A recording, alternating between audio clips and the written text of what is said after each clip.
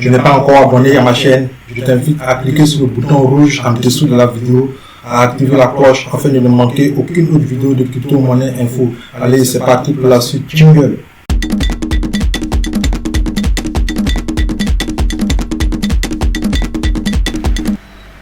Le Delegate Proof of Stake DPoS, nommé aussi Liquidity Proof of Stake LPoS de Tezos, qu'est-ce que c'est? Pour le comprendre, il y a des termes avec lesquels nous devons nous familiariser au niveau de Tezos. Par exemple, le backing. Le backing, c'est l'équivalence du mining au niveau du Bitcoin.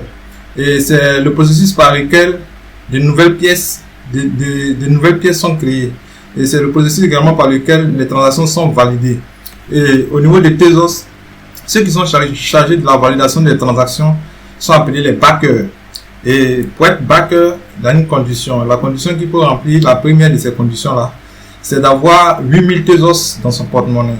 Et lorsque tu as ces 8000 Tezos dans le porte-monnaie, tu mets les 8000 Tezos à la disposition du réseau.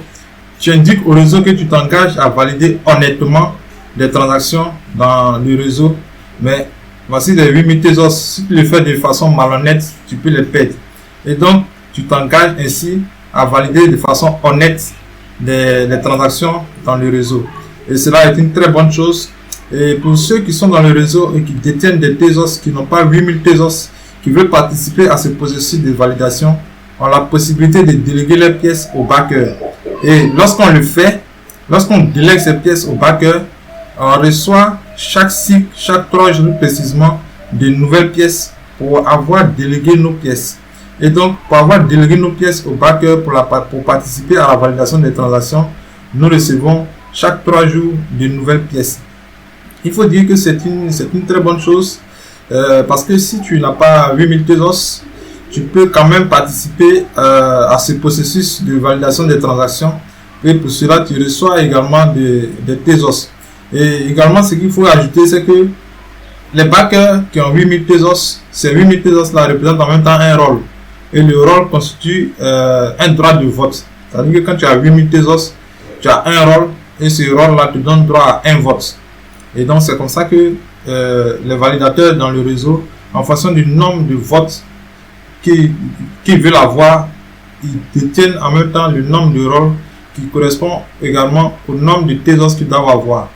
Donc, ce processus de validation de blocs est un processus vraiment qui est efficace. Les pièces ne sont pas transférées au backer, mais le backer reçoit l'empreinte de tes pièces. C'est-à-dire que tu as la possibilité de changer de backer à tout moment, tout en ayant Tezos dans ton porte-monnaie. Et c'est une très bonne chose pour ce processus-là.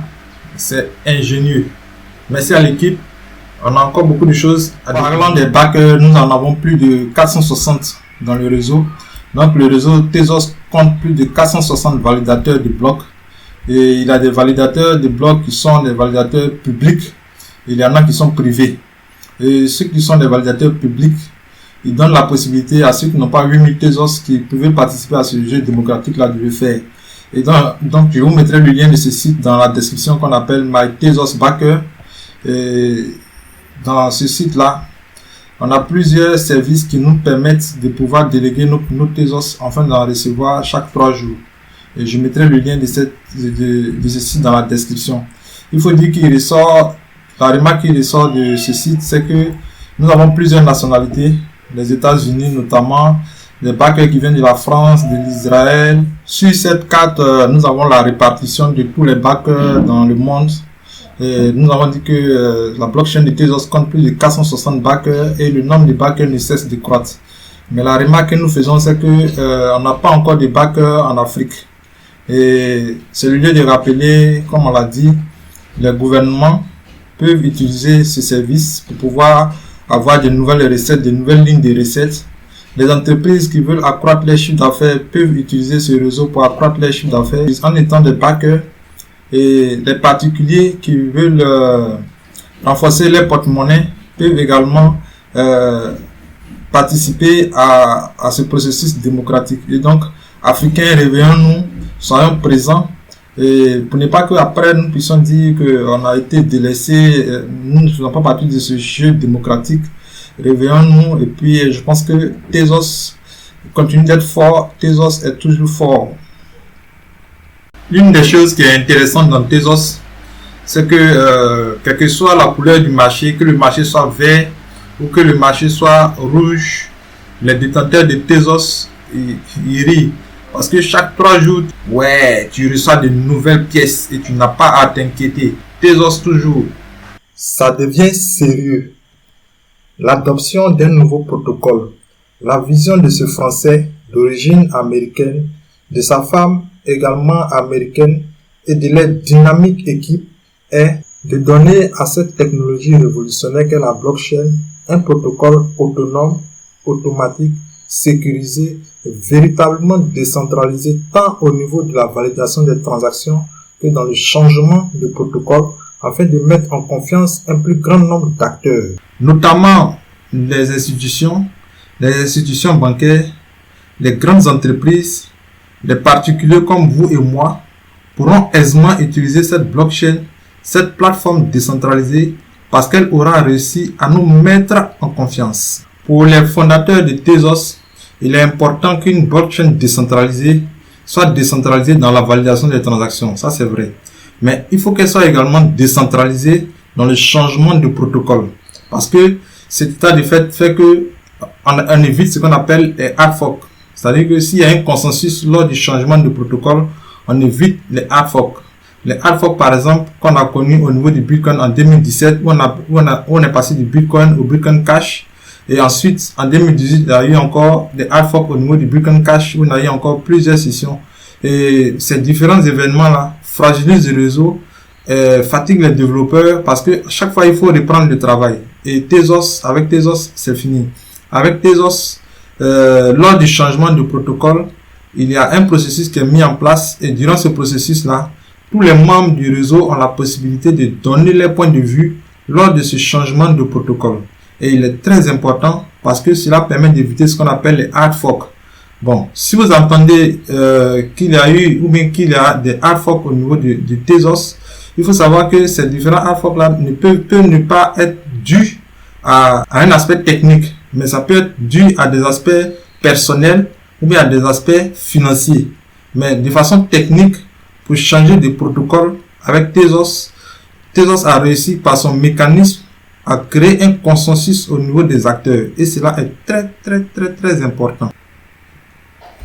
Le mécanisme mis en place et qui fonctionne de façon automatique lors du changement du protocole au niveau de la blockchain de Tezos dure 3 mois environ pour un total de 32 cycles. Et il est constitué de 4 grandes périodes. Et chaque période a sa spécificité et chaque période dure 8 cycles. Et la première période est appelée la période de proposition. Et durant cette période, les backers qui détiennent les rôles, qui détiennent le droit de vote, quel que soit l'endroit où se trouve dans le monde, ayant des propositions, ayant des améliorations à apporter au réseau, font ce qu'on appelle des amendements. Et ils font également ce qu'on appelle des propositions. Et les différentes propositions que ces backers-là font, ces différentes propositions-là sont soumises à un vote. Et lors de ce vote, les propositions qui sont en tête sont habilitées à passer à la deuxième période, la période d'exploitation. Et durant cette période d'exploitation, les backers procèdent à un nouveau vote. Durant ce nouveau vote organisé, la proposition qui est soumise à ce vote-là, pour pouvoir passer à l'étape qui suit, doit atteindre 80% des suffrages, 80% du quorum. Et lorsque cette proposition a atteint 80% du quorum de ceux qui ont participé à ce vote, il est habilité à passer à la troisième étape qui est appelée la période d'essai. Et durant cette période d'essai, la proposition qui avait été choisie au niveau de la deuxième période, qui a eu les 80%, et elle passe maintenant à ce qu'on appelle à la période d'essai, elle passe à un test. Et après ce test-là, si le test est concluant, à la quatrième période qui est appelée la période de promotion, la proposition qui a subi le test précédent dans la période précédente doit encore passer à un vote. Et à ce vote-là, elle doit atteindre un quorum de 80% pour être acceptée comme le nouveau protocole. Et c'est sur ce protocole-là désormais que Tezos va fonctionner pour permettre à la communauté de pouvoir suivre aisément le déroulement du processus lors du changement du protocole. Il y a ce site-là qui est formidable. Je vous mettrai le lien de ce site dans la description. Ce site, c'est Agora. Il nous permet d'avoir toutes les informations sur les différents changements, toutes les activités qui se passent lors du changement du protocole. Et donc, les différentes périodes lors du changement du protocole. On avait parlé de la période de proposition, la période d'exploration, la période test et puis la période de promotion. Et tous ces éléments sont répertoriés ici sur Agora de façon transparente, de façon automatique. Tout le monde y a accès.